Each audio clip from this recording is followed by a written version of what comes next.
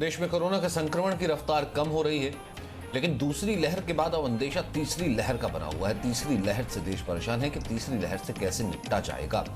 सबसे ज्यादा डर जो कि जताया जा रहा है वो कि बच्चों को होगा। जाहिर है, विशेषज्ञों ने चेतावनी भी दी थी कि तीसरी लहर बच्चों के लिए ज्यादा खतरनाक हो सकती है। इस बीच सिंगापुर में पाए गए नए स्ट्रेन से बच्चों को बड़ा खतरा होने की रिपोर्ट भी सामने आ रही है। वहीं मुख्यमंत्री अरविंद केजरीवाल ने भी कल इसे बच्चों के लिए बेहद खतरनाक बताया। इधर केंद्र सरकार ने बताया कि सिंगापुर से नए स्ट्रेन की रिपोर्ट और बच्चों पर इसके प्रभाव की समीक्षा अभी की जा रही है। इस बीच बच्चों की वैक्सीन के ट्रायल को 10 से 12 दिन के भीतर मंजूरी मिलने वाली है।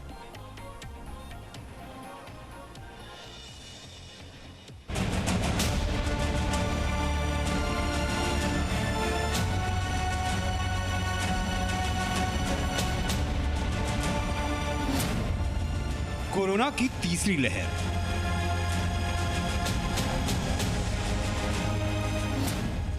सिंगापुर के नए स्ट्रेन से सहमा देश।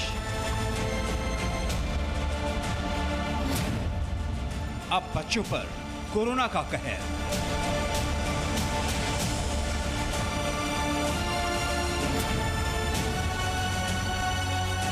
भारत में कोरोना की तीसरी लहर के अनुमान के बीच सिंगापुर में कोरोना के नए स्ट्रेन ने पूरी दुनिया को डरा दिया है। ये नया स्ट्रेन बच्चों पर ज्यादा तेजी से हमला कर रहा है और ये कोरोना भारत ही नहीं बल्कि पूरी दुनिया के लिए खतरनाक संकेत है। हालत यह है कि सिंगापुर सरकार ने सारे स्कूल बंद कर दिए हैं। बच्चों को ट्यूशन सेंटर्स में भी भेजे जाने से मना कर दिया गया है।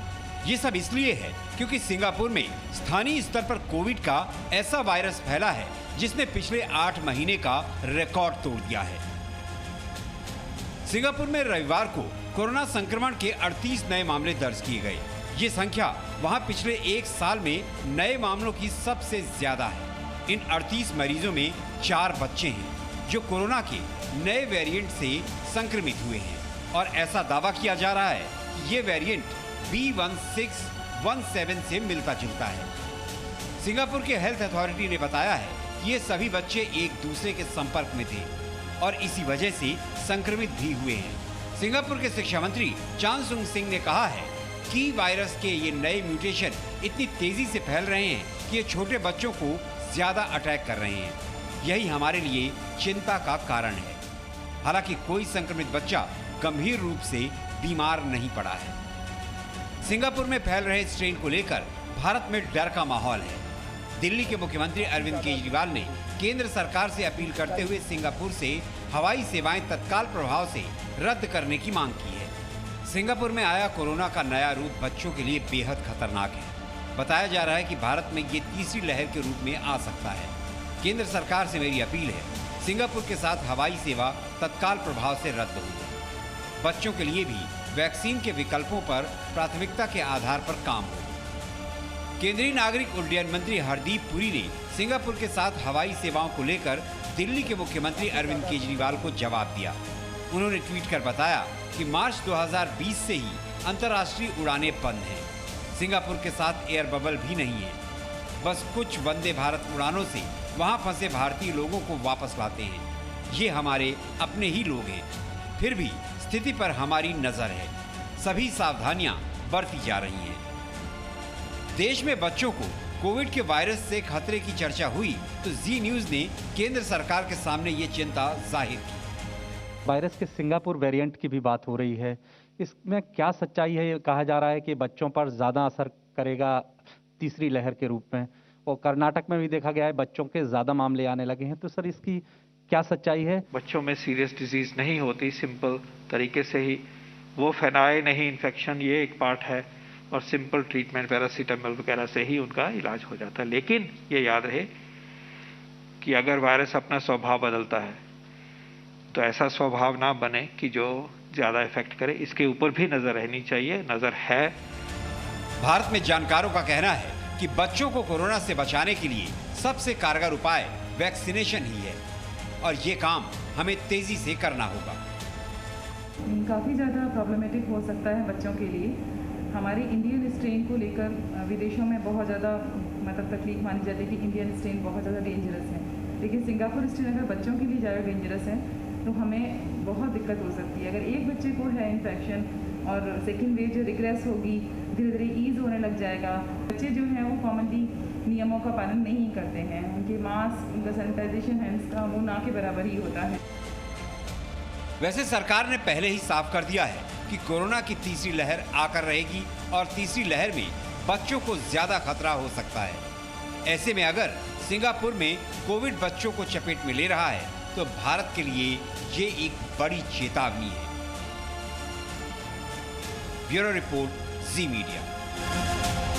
तो सच में क्या ये बहुत बड़ा खतरा है?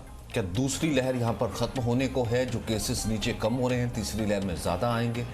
क्या बच्चों को इससे बचाया जा सकता है? और जो सिंगापुर का स्ट्रेन सामने आया है वो आखिरकार है क्या? डॉक्टर रवि मलिक इस वक्त हमारे साथ मौजूद हैं, डॉक्टर कौशल कांत हैं और डॉक्टर डी के राय हैं। इन मेहमानों का पैनल मौजूद है। डॉक्टर मलिक, सबसे पहले आपसे शुरू करना चाहता हूं। बहुत सीधा सा सवाल जो कि एक आम आदमी के मन में इस वक्त आ रहा है, एक तो ये कि हम तीसरी लहर से कितनी दूर खड़े हैं और मिथक और सच्चाई में सर कितना बड़ा फासला जब हम ये कहते हैं कि ये बच्चों को बहुत अटैक करने वाला है।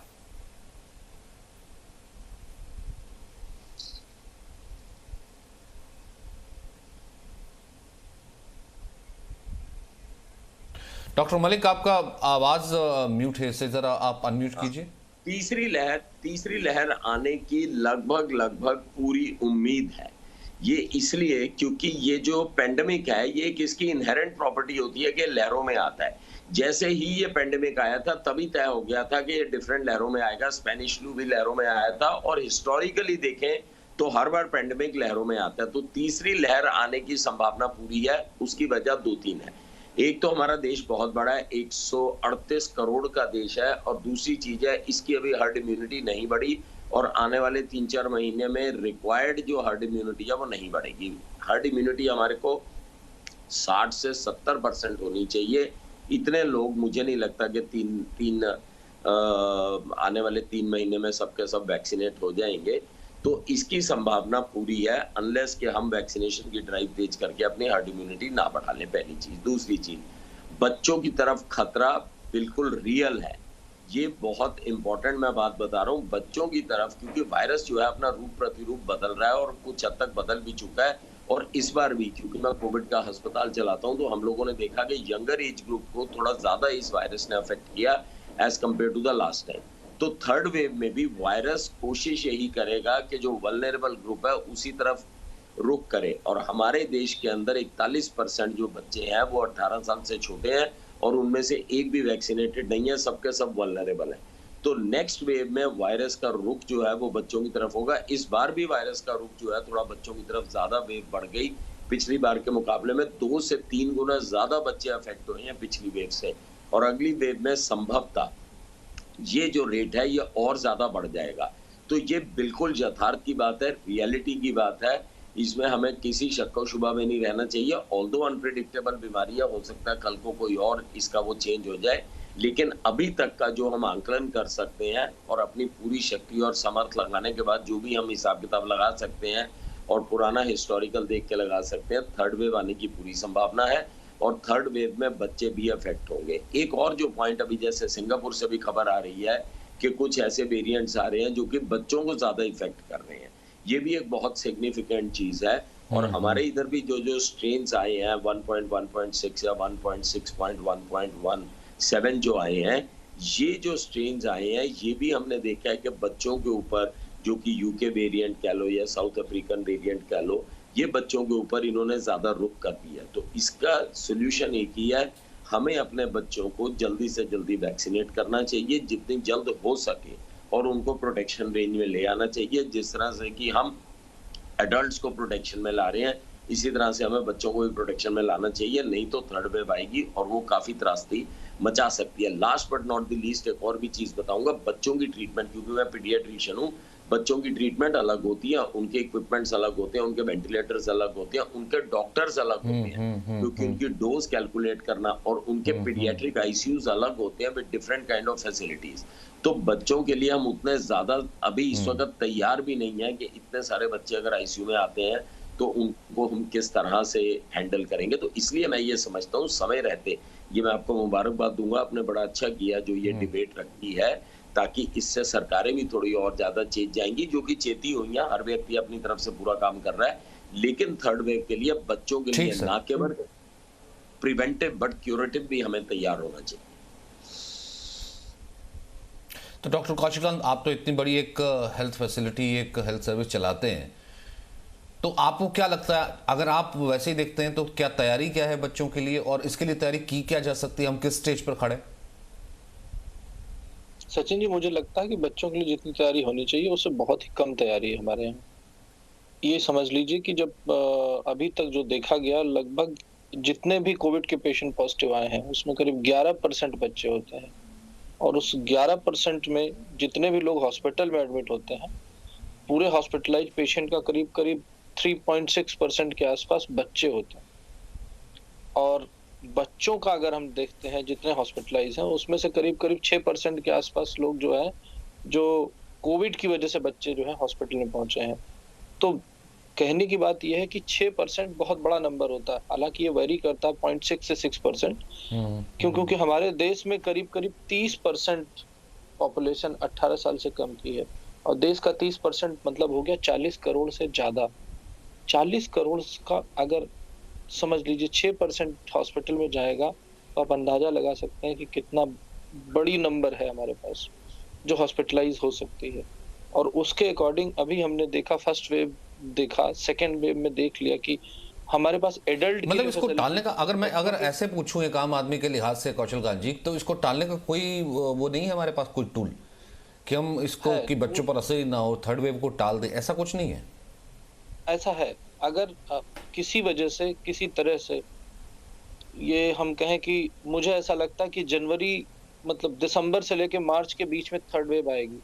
उसके पहले अगर हम सभी को वैक्सीनेट कर दें, बच्चों का चूंकि अभी ट्रायल शुरू हुआ है, 10 दिन में शुरू हो जाएगा, और अगर इसके 2 महीने बाद भी रिजल्ट आते हैं, उसके पहले यानी कि दिसंबर के पहले अगर एडल्ट पॉपुलेशन का करीब करीब 70 से 80% अगर हम 70% भी हम वैक्सीनेट कर देते हैं, तो शायद इसका स्प्रेड काफी कम हो जाएगा।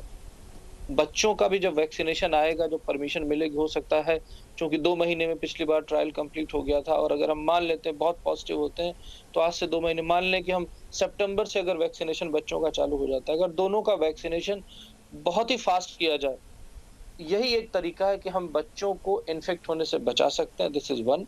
सेकेंड, तैयारी ये होनी चाहिए कि जो अभी इस बात अफरा तफरी का माहौल था कि ऑक्सीजन नहीं है, दवा नहीं है, वेंटिलेटर नहीं है, हॉस्पिटल नहीं है, तो हर हॉस्पिटल में जो कोविड हॉस्पिटल रहा है वहां पे मैंडेटरी करें कि कितना इतनी नंबर ऑफ पीडियाट्रिक बेड्स होंगे, पीडियाट्रिक आईसीयूज होंगे। जैसा डॉक्टर साहब ने बताया कि पीडियाट्रिक्स के इंस्ट्रूमेंट, इक्विपमेंट और उनके आईसीयू की जो फैसिलिटी के लिए जो इंस्ट्रूमेंट है, सब अलग होते हैं।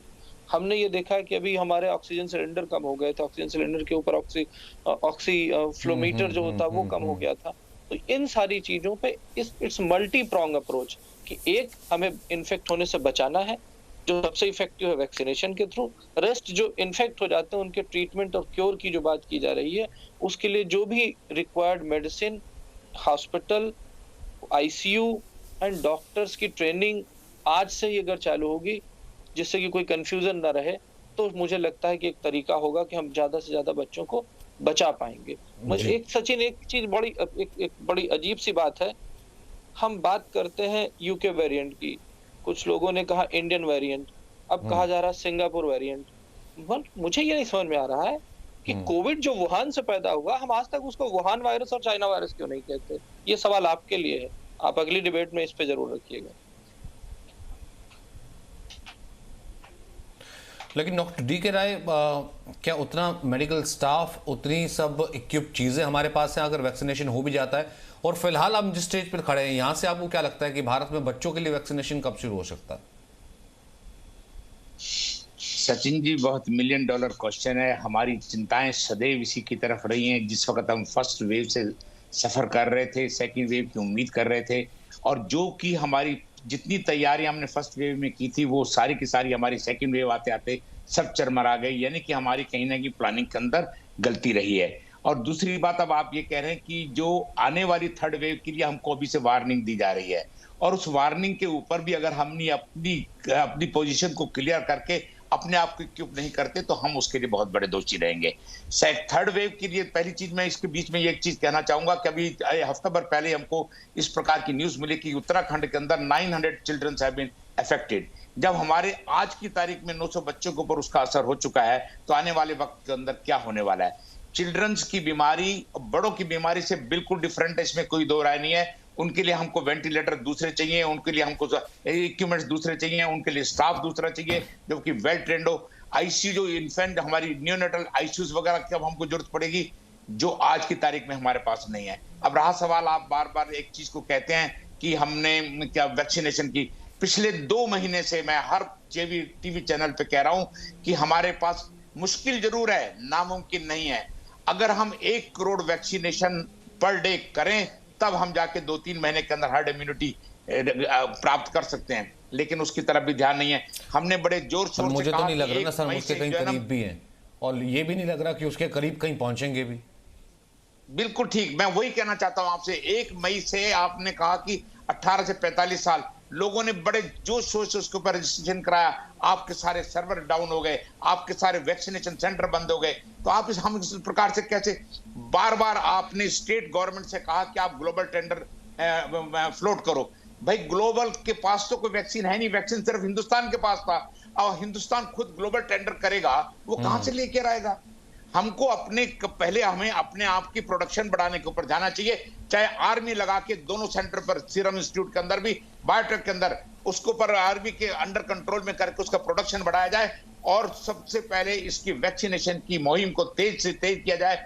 अगर हमने 3 महीने 4 महीने के अंदर हमने 70% पॉपुलेशन को कर दिया तो हम आने वाली चीज से बढ़ सकते हैं। लेकिन अगर हम दोबारा कॉम्प्लेसेंट हो गए, लापरवाह हो गए, जो हम फर्स्ट वेव के बाद हुए, तो हमें ईश्वर ही बचा सकता है, नहीं तो कोई बात नहीं। सेकंड चीज ये जरूर कहूंगा कि हम बार बार, हमें पता है ये चीज होने वाली है, उसके बावजूद हर अस्पताल के अंदर आज सरकार को मौका मिल गया, हर बड़े अस्पताल के अंदर देख ले कि उन्होंने अपने ऑक्सीजन प्लांट लगाए कि नहीं लगाए। नहीं लगाए तो उनको 15-20 दिन के अंदर उनको फोर्स करके प्लांट लगाया जाए ताकि कोई भी। लेकिन एक सवाल और है ना सर, जो लोग बहुत जानना चाहते हैं, डॉक्टर मलिक, डॉक्टर कौशिकांत और डॉक्टर रॉय, आप तीनों से मैं पूछूंगा, वो ये बहुत से लोग ये जानना चाहते हैं कि कई ऐसी क्या पॉसिबिलिटी है कि चलिए ठीक है आप वैक्सीनेशन की बात कर रहे हैं कि वैक्सीनेशन होना चाहिए, वैक्सीनेशन सबका हो जाना चाहिए, अडल्ट्स का भी और बच्चों में भी शुरू हो जाना चाहिए, लेकिन घर पे बच्चे रहते हैं, वनरेबल हैं, तो उनको कैसे बचाया जाए। बच्चों के साथ जो जिसे कहते हैं बिहेवियरल एप्रोप्रिएट बिहेवियर है जो कोविड का, वो क्या होना चाहिए, हम किस तरीके से पहले ही से ही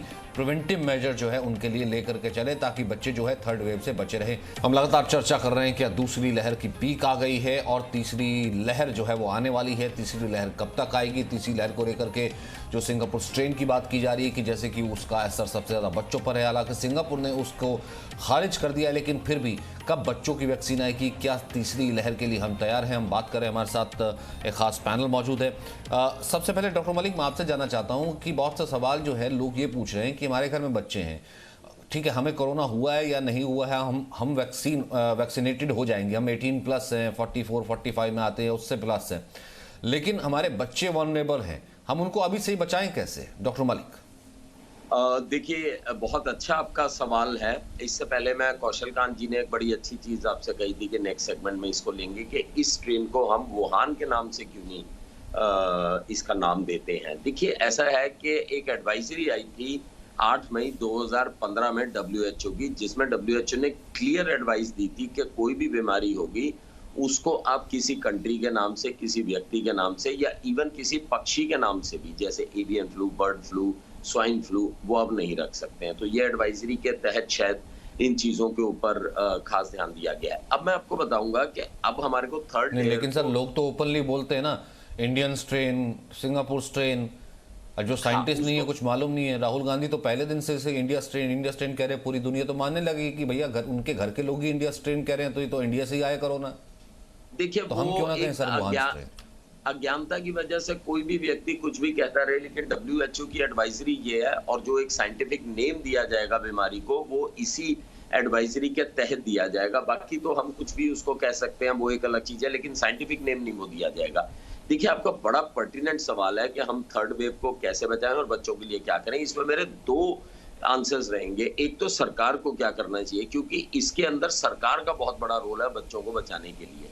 उसके लिए मैं चाहूंगा तुरंत जितनी जल्दी हो सके वैक्सीन लगानी चाहिए। अगर हमारे पास अभी वैक्सीन उपलब्ध नहीं है, 2-3 महीने लगेंगे, जैसे डॉक्टर कौशल कांत ने बड़ी अच्छी बात बताई कि ट्रायल्स में टाइम लगेगा, तो उसमें 2 महीने 3 महीने लग सकते हैं, तब तक थर्ड वेव आ सकती है, जो कि हो सकता है संभवतः अक्टूबर नवंबर में आ जाए। तो उसका एक ही विकल्प है, हमारे पास 13 कंपनीज को अभी तक लाइसेंस मिल चुके हैं और कुछ कंपनीज को 12 साल से ऊपर भी वैक्सीन देने का लाइसेंस मिल चुका है। ह्यूमैनिटेरियन ग्राउंड के ऊपर गवर्नमेंट जो है वो उनसे कुछ वैक्सीन लेके 12 से 18 साल को तो वैक्सीनेट करना आज से ही शुरू कर सकती है, अगर वो वैक्सीन मिल जाती है। नंबर 1।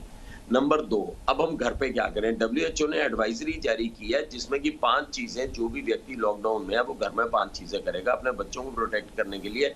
हम ये 5 चीजें कर सकते हैं। नंबर 1 तो लॉकडाउन की गाइडलाइंस को पूरा फॉलो कीजिए। ये नहीं कि पड़ोसी आके पार्टी कर रहा है आपके घर में, बाहर से नौकर आ रहे हैं, फिर घर जा रहे हैं, फिर अंदर आ रहे हैं, और इस चीज को बिल्कुल शिद्दत के साथ में फॉलो करें, गाइडलाइंस और प्रोटोकॉल्स को, इन लेटर एंड स्पिरिट बोथ।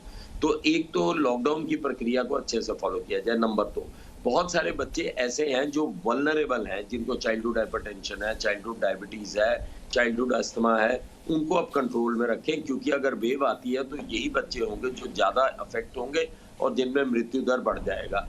बच्चे का वजन कंट्रोल में रखें। ये मैं दोबारा बताना चाहूंगा, 30% बच्चे ओवरवेट है, इनके अंदर मॉर्टेलिटी कोरोना से ज्यादा रहेगी। उसका वजन कंट्रोल रखें, खासकर कि बच्चे जो घर में बैठे रहते हैं।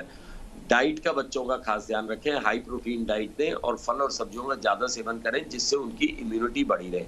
बच्चों को सकारात्मक रखें, ये सबसे इंपॉर्टेंट पॉइंट है। 5वां, कि बच्चों को ऑप्टिमिस्टिक रखें। मैंने देखा बच्चों के अंदर डिप्रेशन वगैरह काफी, मेरे क्लिनिक में भी पेशेंट्स आए जब से सेकंड वेव आई है, बच्चों को ऑब्सेशन डिप्रेशन काफी होने लग गया। उनको ये घबराहट है कहीं हमारे माँ बाप की मृत्यु ना हो जाए। तो बच्चों को प्रॉपर्ली एजुकेट करें, पूरा कोविड का चैप्टर पढ़ाएं, उन्हें बताएं कि इस बीमारी में मोर्टेलिटी हमारे देश में सबसे कम है, 1.18% है, जो कि सारी कोमॉर्बिडिटीज को लेते हुए।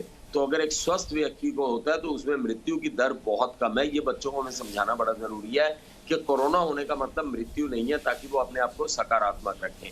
सबसे इंपॉर्टेंट चीज ये है, अमेरिकन एकेडमी ऑफ पीडियाट्रिक्स ने ये कहा है कि आप स्क्रीन टाइम आपका 2 घंटे से ज्यादा नहीं होना चाहिए। तो बच्चों का स्क्रीन टाइम भी जितना कम हो सके उसको कीजिए। And last but not the least ये है कि बच्चों के टाइम को आप रिचुअल्स में बांध दीजिए, नहीं तो बड़ी दिक्कत होगी कि सुबह 8 बजे उठेगा बच्चा, फिर ब्रेकफास्ट करेगा, फिर उसके बाद दादा दादी के साथ बैठेगा, फिर उसके बाद व्यायाम करेगा, फिर उसके बाद में लंच का टाइम होगा, फिर पढ़ने का टाइम होगा, फिर एजुकेशनल गेम्स का टाइम होगा, फिर सोशल टाइम होगा। उसका एक पूरा रिचुअल बांध दीजिए। अगर सुबह से शाम बच्चा खाली बैठा रहेगा तो वो ना तो अच्छे से अपनी साइकोलॉजी को मैनेज कर पाएगा और ना अच्छे से अपनी पढ़ाई को मैनेज कर पाएगा। तो ये एक रिचुअल्स के अंदर, और ये अपॉर्चुनिटी है कि हम बच्चे की स्किल डेवलपमेंट करें, बच्चे को हेल्थ के प्रति जागरूक रखें। जैसा कि मैंने बताया, पूरा चैप्टर उसे कोविड का पढ़ाइए, जिसमें अध्याय 1 से लेकर अध्याय 10 तक हो, कैसे इसे प्रिवेंट करें, ये क्या है, पेंडेमिक क्या है, उसे पूरा बताएं, जिससे उसकी एंग्जाइटी भी कम हो और at the same time health के प्रति जागरूक भी हो। दूसरा, उसे हेल्थ का चैप्टर पढ़ाएं, इम्यूनिटी कैसे बढ़ती है, डाइट में क्या होना चाहिए, वजन की क्या इंपॉर्टेंस है, कोमॉर्बिड कंडीशंस क्या होती हैं, इनकी क्या इंपॉर्टेंस है। ये एक बहुत बड़ी अपॉर्चुनिटी है जिसमें कि हम एक हेल्थी इंडिया की नींव रख सकते हैं अपने बच्चों को घरों पे पढ़ा के। तो ये एक बड़ी इंपॉर्टेंट चीज है और मुझे लगता है सरकारों को वैक्सीनेशन जल्द से जल्द करनी चाहिए। एडल्ट्स की तो इमीडिएटली 1 से 1.5 करोड़ जो है डेली की कर देनी चाहिए, क्योंकि मैं वैक्सीनेशन का सेंटर भी चलाता हूं, तो मैंने देखा है लोगों का हजूम आ रहा है। अब इस वक्त हमारे को वैक्सीनेशन की प्रोक्योरमेंट केवल 2 या 3 कंपनियां हमारा एपिटाइट नहीं फुलफिल कर पाएंगी जब तक हमारे पास कमी है। संभवतः 1 अगस्त में खूब बहुत आई हो जाएगी हमारे पास वैक्सीन की, लेकिन जब तक कमी है we should open more companies, और जहां से जितनी वैक्सीन मिल सकें, खासकर कि बच्चों के लिए जो 12 से 18 साल के हैं, उनको अभी से वैक्सीनेट करना शुरू कर दें। 18 साल से छोटे बच्चे 41% है, 59 करोड़ हैं। उनको अगर आज से ही मुहिम शुरू करेंगे तब कहीं जाके थर्ड वेव में उन्हें प्रोटेक्ट कर पाएंगे। और डॉक्टर कौशल कांत, इसी को अगर ऐड करें, सवाल वही, बच्चे घर पर हैं, हम तो ठीक हो गए, हमें हुआ था या नहीं हुआ था, हम वैक्सीनेट हो गए, अब हम अपने बच्चों को बचाएं कैसे ताकि उस वेव से अफेक्ट ही ना हो बच्चे?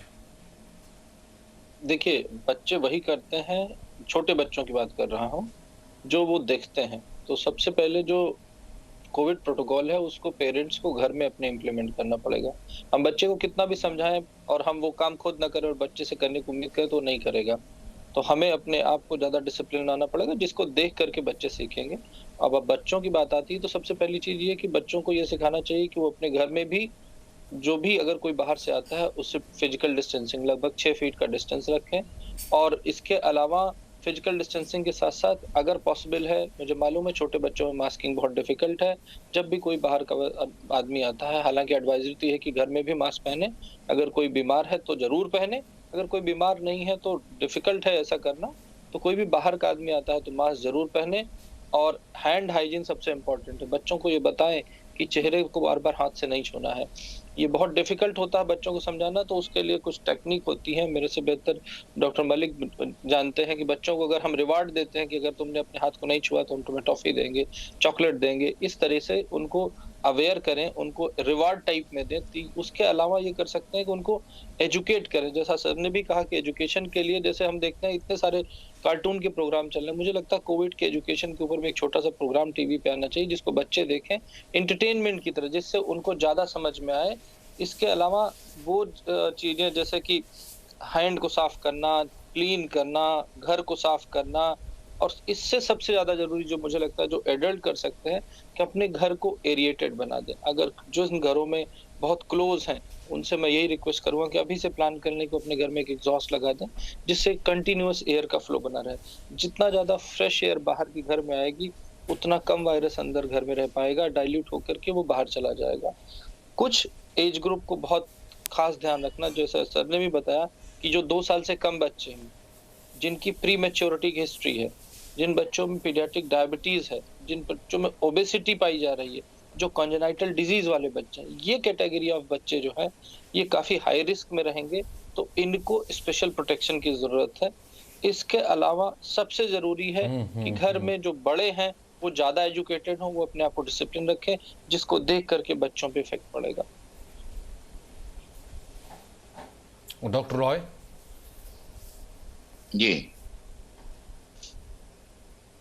जी मतलब इसी चीज को अगर मैं एक्सटेंड करूं जो कि डॉक्टर कौशिकांत ने कहा, बच्चों को बचाएं कैसे फिर कि तीसरी लहर से अफेक्ट ना हो, तीसरी लहर में वो आए बहुत अच्छी बातें कही हैं, और वो मैं फिर उसके ऊपर आ जाऊंगा कि ये बच्चा वही करता है जो अपने घर के अंदर देखता है। अगर माँ बाप अपने बच्चों की चिंता नहीं करेंगे, जो उनको पता है कि मेरे बच्चे की क्या वीकनेस है, उस वीकनेस को देखकर अगर वो ध्यान देंगे तो बच्चों का वे ऑफ लाइफ भी बदल सकते हैं, उनका सिस्टम भी बदल सकते हैं। जो बिल्कुल ठीक बात है कि सबसे पहले तो पेरेंट्स को देखना पड़ेगा। हर माँ बाप को ये पता है कि मेरे बच्चे के अंदर ये कमी है, ये बीमारी है, उस बीमारी के बारे में अपने डॉक्टर के साथ हमेशा टच में रहें और बच्चे को इस प्रकार की बीमारी से ग्रसित ना होने दें, खासतौर से इन दिनों के अंदर। आज पिछले 1-1.25 साल से रोजवाना हम ये देखते हैं कि हमारे पास लोग फोन भी करते हैं तो ये कहते हैं कि साहब मेरा बच्चा चिड़चिड़ा होता जा रहा है, मेरा बच्चा ये करने लग गया है, मेरा बच्चा वो करने लग गया है। उसके दोनों कारण हैं। एक तो बच्चा 1.25 साल से घर के अंदर 4 दीवारी में बंद है। जो बच्चे कल बाहर खेलते थे वो आज खेलने नहीं जा रहे हैं, जो माँ बाप को उनके मित्र आते थे वो आ नहीं रहे। तो यहाँ पर फिर दोबारा हमारे परिवार का एक जो रोल स्टार्ट हो जाता है कि बच्चों को सुबह उठाया जाए, टाइम के ऊपर एक लाइट एक्सरसाइज करवाई जाए, उसके बाद उनसे कहा जाए चलो भाई आओ नहाओ धाओ, नहाने के बाद चलो थोड़ा पूजा पाठ करते हैं। क्योंकि इस वक्त जो है एक बड़ी खबर मेरे पास आ रही है, वो ये है कि इस वक्त जो आंकड़ा आता है 24 आवर्स का, वो आंकड़ा मेरे पास आ चुका है।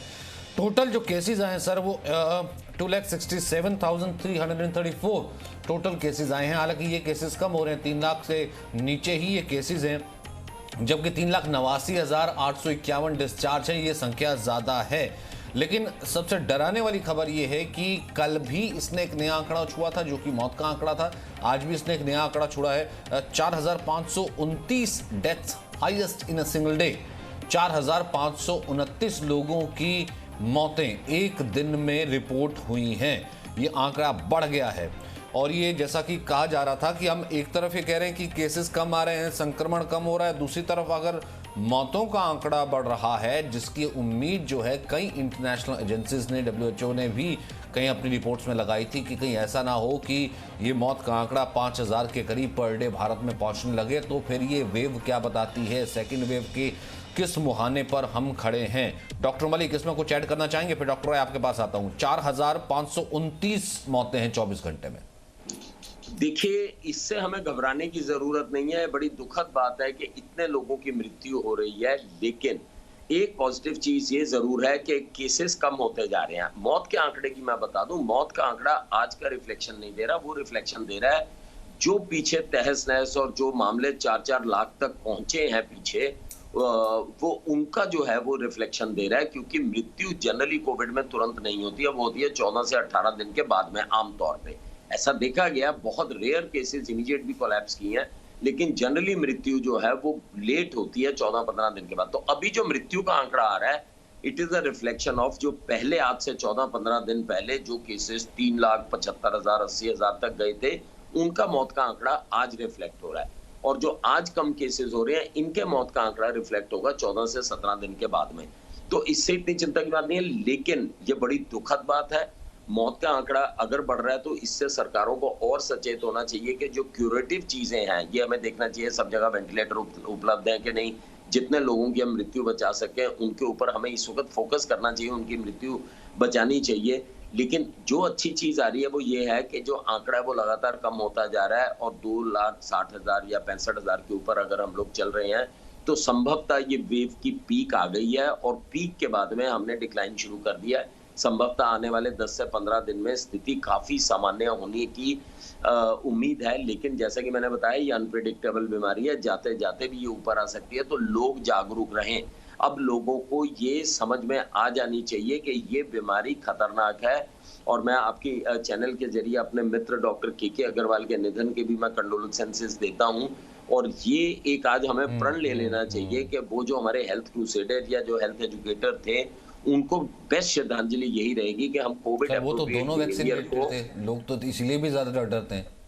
हाँ, देखिए, इसमें भी मैं बताना चाहूंगा, अगर आपने दोनों वैक्सीनेशन लगा रखी हैं तो मृत्यु के दवार तक पहुंचने की संभावना बहुत बहुत बहुत कम है। ये चीज बड़ी इंपॉर्टेंट है। स्टडीज ने बता दिया कि 70 से 75% तो आपको कोरोना होगा ही नहीं, बात ही खत्म हो गई। 20 से 25% अगर आपको होगा भी तो आपको मृत्यु के द्वार तक जाने की संभावना बहुत बहुत बहुत कम है। ठीक है, it has been very unlucky on the part of doctor के एंड अदर, एक दो हमारे डॉक्टर्स और भी हैं जिनको 2 डोजेस लगी हुई थी, लेकिन इससे मृत्यु का आंकड़ा बहुत ज्यादा कम हो जाता है। अगर हम उस वे से भी बात करें तो अगर सेकेंड वेव में देखें, बहुत दुखद बात है कि काफी डॉक्टरों की मृत्यु हुई है। लेकिन मुझे लगता है कि जो हमने फर्स्ट वेव में हमने इनको वो दे दी थी वैक्सीनेशन पहले फेज में, उससे काफी प्रोटेक्शन भी हुई है हमारे हेल्थ केयर वर्कर्स की। तो ये एक अच्छा कदम रहा कि शुरुआत के दौर में सबसे पहले फ्रंटलाइन वर्कर्स में डॉक्टर्स, नर्सेज और इन सबको हमने वैक्सीनेशंस दे दी थी। स्ट्रेटेजिकली अगर हम मूव करेंगे तो मुझे लगता है कि हम सही डायरेक्शन में जाके मूव। एक और लास्ट चीज बताना चाहूंगा, ये कोई छोटा मोटा फ्लड नहीं है, ये सुनामी आई है देश के ऊपर। हम इधर उधर आरोप प्रत्यारोप अगर लगाएंगे उससे कुछ नहीं होगा। ये सुनामी आई है और सुनामी को मैनेज करने के लिए बहुत ही ज्यादा मुश्किल होता है कई बार। अगर ये इतनी आसान वो तो बात नहीं आने वाले सर, आप जिनका जिक्र कर रहे हैं और जिनका जिक्र या नाम लेना मैं भी यहाँ पर उचित नहीं समझता, जो कभी भारत को ही दोष ठहराते हैं, भारत को ही कोरोना कहते हैं, भारत जो है इस पूरी दुनिया के लिए जिम्मेदार है। और ये नहीं कि वो भी खुद भारतीय हैं, खुद भारत में रहते हैं। भारत को बदनाम करना तो खुद को बदनाम करना होता है। खैर, मैं तो उनका नाम ही नहीं लेता।